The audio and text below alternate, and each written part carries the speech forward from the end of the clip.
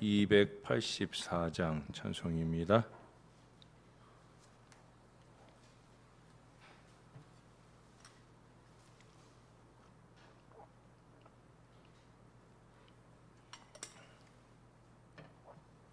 오랫동안 모든 죄 가운데 빠져 더럽기가 한량 없던 우리들, 아무 공로 없이 구원함을 얻어 하나님의 자녀 지금 되었네. 주의 그 사랑 한량 없도다. 찬송할지어다 예수의 공로. 주의 그 사랑 한량 없도다. 찬송할지어다 예수의 공로. 의의 보혈로서 정결하게 씻겨 죄악에서 떠난 몸이 되었고, 세상 근심 구름 간 곳 없어지니 하나님의 빛이 영화롭도다. 주의 그 사랑 한량 없도다. 찬송할지어다 예수의 공로. 주의 그 사랑 한량 없도다. 찬송할지어다 예수의 공로. 죄의 깊은 잠과 뜬 세상의 꿈을 어서 깰지어다 나의 친구여. 은혜 받은 날과 구원 얻을 때가 지금 온 세상에 선포되었네. 주의 그 사랑 한량 없도다. 찬송할지어다 예수의 공로. 주의 그 사랑 한량 없도다. 찬송할지어다 예수의 공로.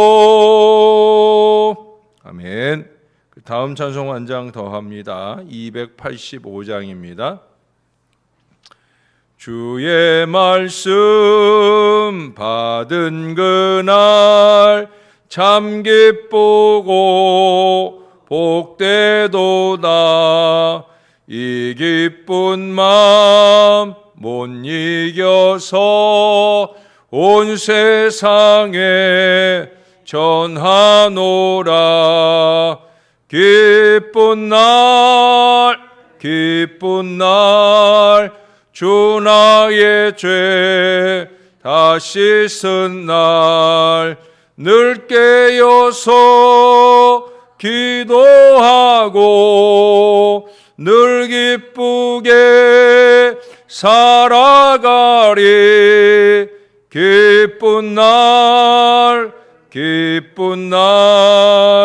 주 나의 죄 다 씻은 날, 이 좋은 날 내 천한 몸 새 사람이 되었으니, 이 몸과 마음 다 바쳐서 영광의 주 늘 섬기리.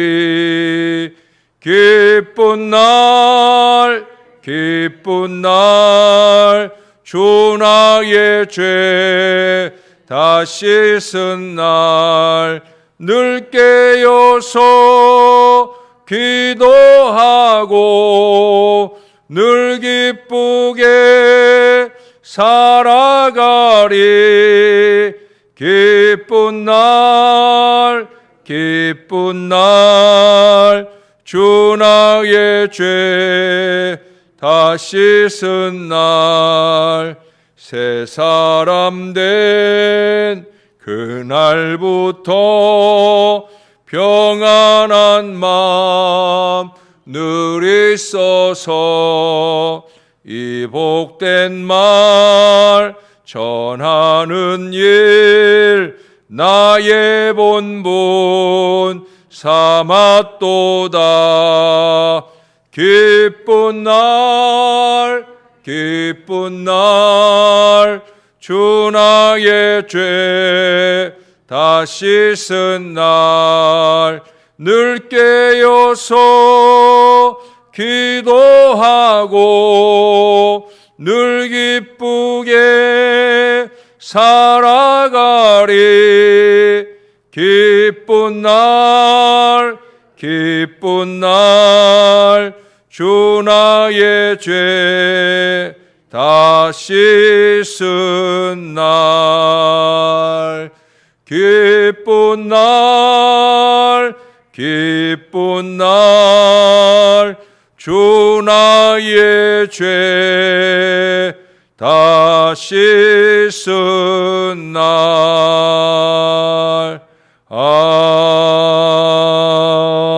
아멘. 기도하겠습니다. 한량없는 사랑으로 우리를 여전히 품어 안아 주시는 우리 아버지 하나님 감사합니다. 우리는 늘 어리석어서 죄악이 관영한 중에 행하고 어리석은 이기와 욕심으로 그렇게 주님의 길을 한결같이 가지 못하는 그런 무지몽매한 일들을 끊임없이 자행자제하는데, 그럼에도 불구하고 또 참아주시고 또 말씀해 주시고 또 우리를 불러주시니 감사합니다. 하나님, 이 새벽이 기쁜 날이 되는 것은 주의 말씀이 있어서 기쁜 날인 것을 잊지 말게 도와 주시옵소서. 말씀을 의지하고 승리하는 신앙 역사를 주 앞에 이루고 아버지의 뜻을 이루어 드리는 거룩한 오늘 하루의 삶이 되도록 우리를 지켜주시고 인도해 주시옵소서. 아버지 감사합니다. 예수님 이름으로 기도합니다. 아멘. 예, 이사야 65장의 말씀을 보겠습니다. 65장 오늘은 8절부터 12절까지가 본문입니다. 65장 8절에서 12절까지입니다. 오늘도 한 절씩 교독해 읽습니다. 12절은 같이 읽겠습니다. 예수께서 이와 같이 말씀하시되 포도송이에는 즙이 있으므로 사람들이 말하기를 그것을 상하지 말라, 거기 복이 있느니라 하나니 나도 내 종들을 위하여 그와 같이 행하며 다 멸하지 아니하고.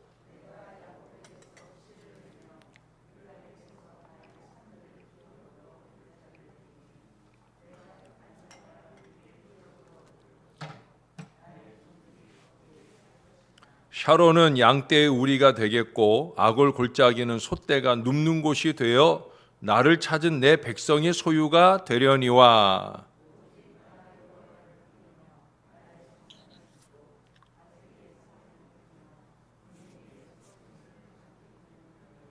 내가 너희를 칼에 붙일 것인즉 다 구부리고 죽임을 당하리니 이는 내가 불러도 너희가 대답하지 아니하며 내가 말하여도 듣지 아니하고 나의 눈에 악을 행하였으며 내가 즐겨하지 아니하는 일을 택하였음이니라. 아멘. 인도의 뉴델리에는 조류병원이 있다고 합니다. 아주 유명한 조류병원인데 새들만을 전문으로 치료하는 그런 병원입니다. 근데 이 병원의 특징이 두 가지인데, 하나는 뭐냐면 치료비가 무료예요. 또 한 가지 특징은 뭐냐? 조건이 하나 있다는 거예요. 치료비가 무료인 대신에 또 잘 치료해 주는 대신에 이 병원에서 치료받은 모든 새는 치료가 끝나면 그러면 주인이 도로 가져가는 것이 아니라 산이나 들에 놓아주어야 된다는 거예요. 이 병원을 거쳐 연간 5천여 마리의 새들이 치료와 함께 자유를 얻는다고 합니다. 대단히 많은 수죠. 근데 여러분, 이 병원은 새들의 문제 해결과 함께 구원의 자유까지 이루어 주는, 그야말로 새들의 입장에서 보면 일거양득을 은혜를 받는 그런 병원인 거지요. 우리 하나님께서 주시는 은혜도 이 두 가지가 동시에 주어집니다. 다만 이 조류병원하고는 반대로 주어지지요. 다시 말해서 죄와 사망에서 구원받는 은혜가 먼저고요. 그리고 거기에 더해서 문제의 해결, 즉 우리의 크고 작은 바람을 충족시켜 주시는 그 은혜를 우리에게 더해 주셔요. 그래서 우리는 계속해서 하나님 앞에 기도하는 거예요. 예수님의 이름으로 하는 우리의 모든 기도가 응답의 보장이 있기 때문에 이 보장을 근거로 매달리고 기도합니다. 여러분 8절의 말씀에 보니까 이런 얘기를 해요. 포도송이에는 즙이 있으므로 사람들이 말하기를 그것을 상하지 말라 하는 비유를 얘기해요. 여러 가지 원인으로 대부분이 상해버린 포도송인데 그 포도송이들 중에서 그래도 쓸만한 몇 개의 포도송이들이라도 가려내어서 그 즙이라도 짜내어 사용하는 모습을 연상하게 해주고 계셔요.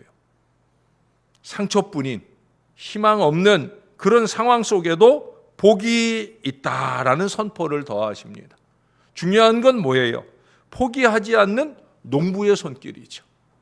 그래서 포기하지 않는 농부의 손길로 그 상한 포도송이 가운데서도 그래도 쓸모있게 쓰여진다는 거예요. 마찬가지예요, 여러분. 하나님께서도 자신의 종들, 믿음의 구루터기들을 위해서 다 멸하지 않고 구원과 치유의 손길을 베풀어 주신다는 거예요. 우리에겐 언제나 하나님께서 완전히 버리지 않는, 완전히 포기하지 않아 주시는 것, 그것이 우리에겐 복이 되는 거예요. 여러분 아까 그 조류병원에서 치료받고 자유를 얻게 된 새들 가운데 모르긴 몰라도 비둘기 같은 이 귀소 본능이 있는 새들 중에는 자기 주인에게 돌아가는 그런 어리석은 새들이 있을 거예요. 자유가 주어졌는데 자유를 누리지 못한다. 구원이 주어졌는데 구원을 누리지 못하는 거예요. 옛날 미국에서도 노예 해방이 이루어졌을 때 노예들을 다 해방시키는 자유가 주어졌는데 자유를 누리고 구가할 줄을 모르는 거예요. 어떻게 벌어먹고 살 줄을 모르는 거예요. 그러니 다시 주인에게로 돌아가서 나는 그냥 여기서 노예 생활하겠습니다. 그 주인이 좋아서이기도 한 사람도 있지만 자기에게 주어진 자유를 누릴 줄 몰라서 그래서 다시 과거로 돌아가는 거예요. 근데 우리 중 많은 사람들이 그래요. 하나님이 분명 우리를 구원하시고 우리를 새 사람 되게 하셨는데 우리 지난주일 들은 말씀처럼 권위 있는 새 교훈으로 우리에게 새 시대를 열어주었는데 이 시대에 맞는 복음적 인생을 살지 못하고 다시 죄악으로 돌아간다는 거예요. 오늘 9절과 10절에 보면 하나님은 이와 같은 포기하지 않는 사랑의 끈은 남은 자들의 구원을 향해 나타나고 있음을 말하고 있어요. 우리가 그처럼 어리석게 행할 때라도 다시 말해 멸망을 모면하는 것뿐 아니라 삶을 부욕해 하시는 은혜까지 다시 더해질 것임을 말씀하고 있어요. 9절을 한번 보셔요.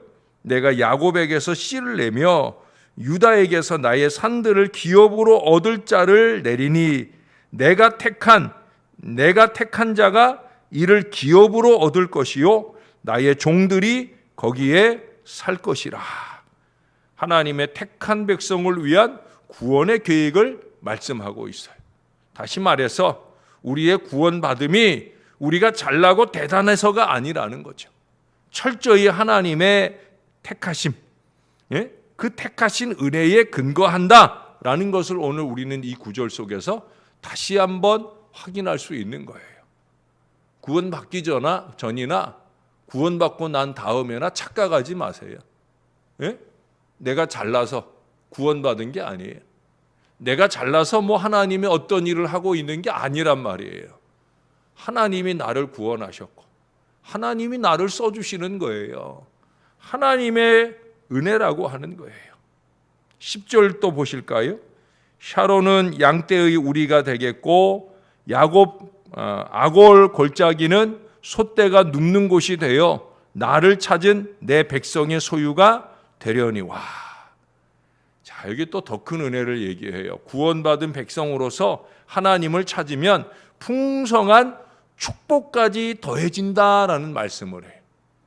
누구보다 꼼꼼하신 우리 하나님께서 세심하게 플러스의 축복을 계속해서 넉넉히 더하신다는, 그것은 문제 해결의 보장이요, 시편 23편의 고백처럼 쉴만한 물가 푸른 초장에 그 넉넉함으로 부족함이 없게 하시는 바로 그 축복을 말씀하고 있는 거예요. 샬롬, 바로 샬롬을 우리에게 주시는 거죠. 그러나 여기 11절 12절에 또 한심한 인생들을 봅니다. 이러한 하나님의 구원의 손길을 외면하여 결국 하나님의 심판을 모면하지 못하는 어리석은 자들에 대해서 경고적인 말씀을 주시고 있어요. 그들은 12절 중간에 보니까 하나님께서 불러도 대답하지 않아요. 말씀하셔도 듣지 아니하는 참으로 어리석은 사람들이에요. 우리가 앞서서도 끊임없이 확인한 것처럼 자기 고집으로 자기 길을 가는 인생들이에요. 끊임없이 부르시는데, 그거 아니라고 끊임없이 말씀하시는데, 저는 제 마음대로 할게요. 그러고 제 길을 고집하며 가는 어리석은 인생들이 있다는 거예요. 그들은 이미 11절에서 말씀하는 것처럼 하나님을 버리고 하나님의 성산, 즉 교회 중심의 이 신앙을 잊어버린 사람들이라는 거예요. 하나님을 버린 그들은 11절 하반전에 뭐라고 그래요? 갓에게 상을 베풀며 문희에게 섞은 술을 가득히 붓는 너희여. 우상들이에요, 우상들. 갓이라고 하는 것은 운수신을 말하는 거고요, 문이라고 하는 것은 운명신을 말하는 거예요. 오늘날 우리로 얘기하면 점 보는 거예요. 구술하는 거예요. 근데 그렇게 갓에게 문희에게 술을 부어드리는 것은, 그건 뭐예요? 그냥 술만 부어드리고 끝나는 것이 아니라 그 술로 자기들도 흥청망청 취해가게 되는 거죠. 결국 그것은 스스로를 버리는 어리석은 인생이 되어지는 거예요. 12절 하반절은 그래서 말하잖아요. 나의 눈에 악을 행하였으며 내가 즐겨하지 아니하는 일을 택하였음이니라. 하나님이 택해 주신 은혜를 버릴 때 우리는 어리석은 멸망을 택하는 거예요. 결국 하나님을 버리는 것은 자기를 버리는 거예요. 자기 인생을 버리는 거예요. 하나님의 말씀을 버리는 것은 자기를 버리는 거예요. 자기의 인생을 버리는 거예요. 그래도 하나님께서는 그들을 끊임없이 부르시고 말씀을 들려주신다고 오늘 우리들에게 말씀하고 있어요. 그래서 우리가 이 아침에도 여기 있는 거예요. 우리가 잘나서, 우리가 근면 성실한 신앙이라서 이 아침에 깨어 주님 앞에 있는 게 아니라 주님이 우리를 택하여 이 자리에 앉혀주시고 우리에게 인치듯 깨달으라고 또 교훈해 주신다는 거예요. 월터 윌슨이라고 하는 미국의 유명한 의사가 있습니다. 이 사람이 어느 의사의 최고의 사랑 이야기라고 하는 아주 짧은 간증을 했어요. 그 간증의 내용은 그렇습니다. 월터 윌슨이 2차 대전 이후에 이제 2차 대전을 겪었기 때문에, 그래서 우리도 6.25 사변을 겪었기 때문에 군대를 징집하듯 미국도 그때는 젊은이들을 군대에 징집을 했어요. 그래서 월터 윌슨이 군대에 징집을 해가지고 그때 뉴욕에 한 실업가가 보낸 선물을, 말하자면 위문품을 받게 됩니다. 그 시기 많은 군인들이 함께 받은 그 선물은 거울이었다고 그래요. 포켓용 거울, 주머니에 넣고 다니다가 언제든지 들여다볼 수 있는 그런 거울입니다. 근데 그 거울 뒷면에는 이런 내용이 적혀 있더라는 거예요. 거울을 바로 보고 쓰는 경우에는 그냥 거울을 쓰겠지만, 꺼냈는데 뒷면에 글씨를 보게 된 사람들은 이런 글씨를 읽게 됩니다. 하나님이 세상을 이처럼 사랑하사 독생자를 주셨으니 이는 저를 믿는 자마다 멸망하지 않고 영생을 얻게 하려 하심이라. 요한복음 3장 16절. 말씀만 써 있는 게 아니라 그 밑에 이런 내용도 써 있어요. 하나님께서 누구를 그토록 사랑하시는지 알고 싶다면 뒤집어 보시오. 그는 그 글에 적힌 대로 그 거울을 뒤집어서 그 뒤를 보니까 그 거울 속에 누가 비쳐 보이겠어요? 자기가 비쳐 보이겠죠. 아마 그 거울은 그 시기 군인들을 위한 전도용품이었던 것 같아요. 자기를 들여다보게 되는데 이 월터 윌슨은 놀랍게도 자기 얼굴을 오래 들여다보면서 죄와 욕심으로 자기의 인생을 죄와 욕심으로 찌들어 있는 자기의 인생을 깊이 뉘우치고 회개하게 되더라는. 그래서 구원을 받아요. 그리고 제대 후에 그는 의학 공부를 시작을 합니다. 그래서 훌륭한 의사가 되는데, 훌륭하다는 건 뭐예요? 예? 잘 먹고 잘 사는 의사가 되었다는 게 아니라 그는 사람들의 몸만 아니라 영혼까지 돕는 그런 의사가 되었다는 거예요. 그는 거울을 제대로 보고 사는 사람이죠. 구원받기 전에도 구원받은 이후에도 그는 거울을 제대로 보고 사는 사람이에요. 거울을 제대로 보고 사는 사람이라는 거예요. 거울을 제대로 보고 살아야 되는 거예요. 구원받기 전에도 내가 어떤 인생인지 말씀해 주시는 이 거울을 제대로 보고 회개하고 구원받았으면 구원받은 이후에도 우리는 이 거울 대신 하나님의 말씀을 제대로 보고 하나님이 원하는 삶을 끊임없이 살도록 영부림치며 살아야 된다는 거예요. 하나님께서는 농부가 쓸모없는 포도송이에서 즙을 짜내듯이 철저히 배신한 악한 무리들, 문제와 상처, 투성이뿐인 우리들을 부르시고 끊임없이 말씀을 주시어 놀라운 구원은 물론이고 문제와 상처를 해결하고 치유해 주시는 그 은혜까지 끊임없이 보장해 주셨습니다. 구원의 사랑이 간절하신 만큼 하나님을 찾는 자기 백성에게 또한 풍성한 소유를 주시려는 우리 하나님의 계획도 갖고 계심을 오늘의 말씀은 우리에게 들려줍니다. 얼마나 보배로운 말씀인지요. 사랑하는 여러분, 제발 들으셨으면 믿으시기를 바랍니다. 그저 아멘하고 끝나지 마시고 이 아멘을 삶으로 이어가 주시기를 바라요. 불러도 대답하지 않고 말하여도 듣지 않는 것은 하나님의 기뻐하시는 모습이 아닌 거예요. 자기에게 손해가 되는 어리석음을 끊임없이 이어가겠다는 거예요. 결국 오늘 12절 같은 결과가 왔을 때 그때서야 깨닫는 거죠. 아니었구나. 그때 목사님 말씀 들을 걸. 여러분, 그 늦는 때가 오기 전에 정신 차려야 돼요. 우리 지난 주일에도 디모데후서 3장 14절 이하의 말씀에서 확인하셨잖아요. 하나님의 말씀은 첫째는 뭐라고요? 우리가 믿음으로 구원을 얻게 하려는 것이고 그 다음은 뭐라고 그랬어요? 온전한 믿음이 되어 온전한 사람을 이루어서 선한 일을 행할 능력을 얻게 하려 하심이라. 마음가짐이 선해지고 삶의 태도가 선해지는 이러한 모든 일들이 우리에게 일어나야 된다는 거예요. 사랑하는 여러분, 부르실 때 응답하시고 말씀하실 때 아멘 하셔서 하나님의 구원과 함께 더하여 주시는 풍성한 문제 해결과 축복을 누리시는 우리 하나님의 자녀들이 되시기를 바랍니다. 또한 그 받은 바 축복으로 선한 일을 행하는 거룩한 주의 백성으로 아름답게 살아가는 저와 여러분들이 될 수 있기를 우리의 구주가 되시는 예수님의 이름으로 간절히 축원합니다. 기도하겠습니다. 좋으신 아버지 감사합니다. 오늘도 우리로 깨어나 주의 말씀을 듣게 해주시니 감사합니다. 이 말씀이 생명의 말씀이니이다. 이 말씀으로 우리를 부르시니 우리가 이 말씀으로 구원을 받았습니다.